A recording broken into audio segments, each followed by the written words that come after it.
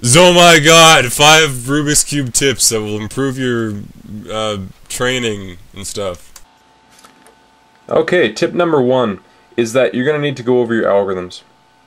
Now, by this point, I'm sure everyone knows their fair share of algorithms, probably at least 10, maybe 20, maybe more than that. And there's no way around it. If you're going to be a speed cuber, you're going to need to learn a lot of algorithms. Now, what I suggest is that you go over the algorithms you have and figure out a way to make each and every one maybe a little bit more efficient. Now, this is something that could take forever to explain, so I'm just going to give you an example and let you figure the rest out by yourself. Let's take the soon. I did the soon incorrectly for about a year before I realized there's a better way of doing it. This is how I used to do the soon. Okay? The problem with that is, let's take it a bit slower. There's a regrip here, there's a regrip here, there's a regrip here, and there's a regrip here. 4 different regrips, and not only that, but we're jamming the pieces, so the chance of it locking up is a very good chance of it locking up. So I went over that algorithm and figured out that there's a better way to do it. I can do it like this.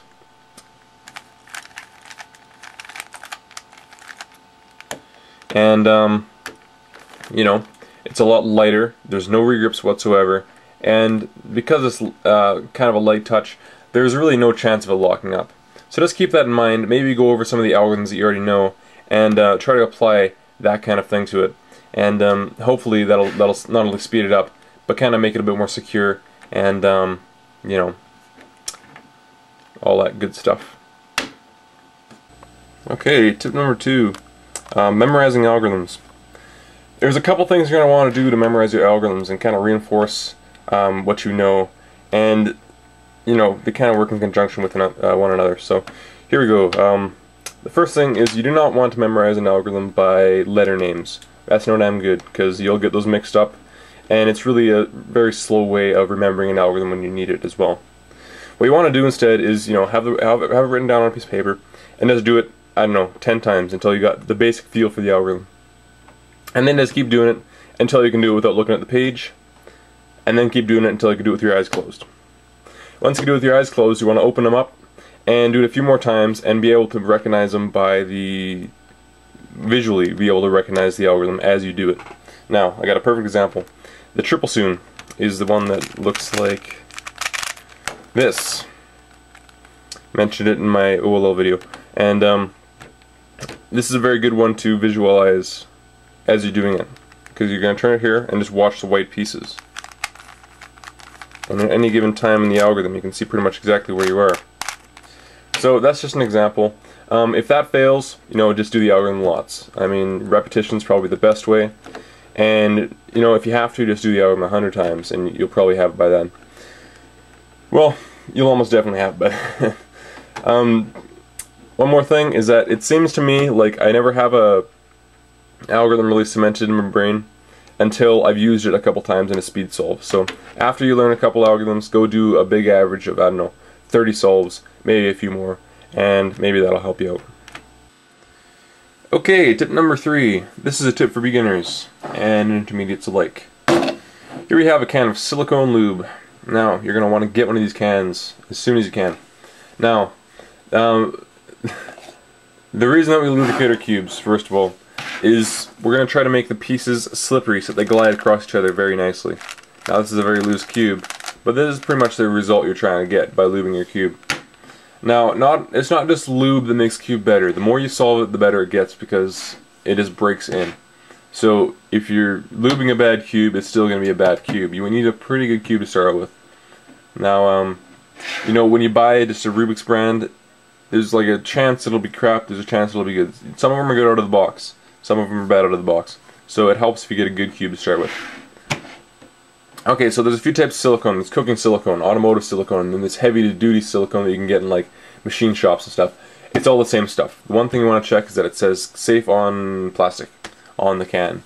I'm pretty sure that all silicone is safe on plastic, but you know, that's just double check, can't hurt.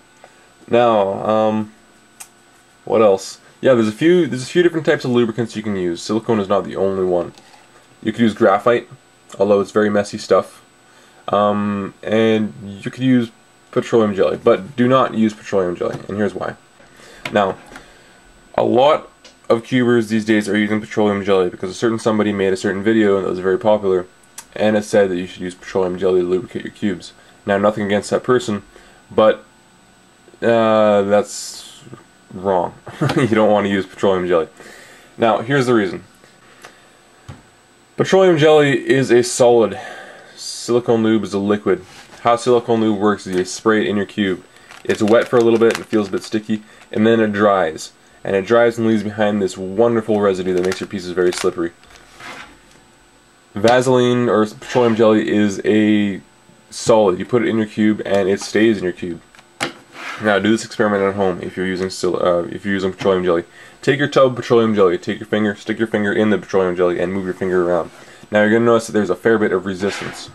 And that applies to your cube as well. If there's petroleum jelly inside your cube, every time you turn a face, you're pushing all the pieces through that petroleum jelly, and it offers a fair bit of resistance. That's resistance you don't want, and that's resistance you won't get with silicone lube. So you can try whatever you want. I don't care what kind of lubricant you use. I don't care at all. But I can tell you from experience, this will work the best. Check my video description for more information about silicone because I got lots more stuff to say about it, and not enough time. Here's a good idea that'll help you out. Have a completely black cube lying around. Now I've had this for quite some time. That doesn't move that great, it's okay. But it wasn't until Thrawst made his F12 video that I realized that I can use this. And I'll show you exactly what I mean. You can use a black cube to make all kinds of trainer cubes, and what I'm doing right now. So for example, I just replaced all the top pieces of this cube in the last layer with just black pieces. So basically what I have here now is an F2L training cube, and this is what I'm using at the moment actually, because I know that my F2L sucks and I gotta get faster at it. So what I'm doing is I'm learning all the F2L cases. I'm told myself that I'm not allowed to solve a normal cube until I can get this cube down to an average of 15 seconds. So that's not the only thing you can do with it either. Here's another example. When I was at the point in blind solving where I was having a lot of trouble at the edges, I used to do this, take out all the corners of the cube and just practice blind solving the cube just with edges, and that might help you out as well. You know, or you could just, you know, solve this for fun. I don't know. You can do all kinds of stuff, like I said. So that's just a couple examples of what you can do with a complete black cube, and definitely it should help you out a lot if you are having trouble with a particular step. Just take out all the other pieces and see what you can do as far as times. Just with that one step, and kind of isolate your problem and fix it, and then you know you should be a lot better after that. Okay, the last one is a trick that you've probably never heard before. Try soaking your hands before you practice in very warm water. Now this is going to do a couple things. The first thing is going to warm your hands up. Now if you have cold hands, you're going to have some dexterity issues that are going to lead to slow time. So it's going to warm your hands up. And the second thing is going to improve the blood flow, which kind of ties into the last thing as well. But improved blood flow will also improve your dexterity a lot. And just try it. If you soak your hands in warm water, your muscles will be working at pretty much maximum performance. And I can pretty much guarantee that you'll see an improvement in your times as well. Now, whenever I need to do a Sunday contest or something, I'll always soak my hands beforehand. And, you know, I'll do a little bit better than I normally would without soaking my hands. So give it a try. It can't hurt.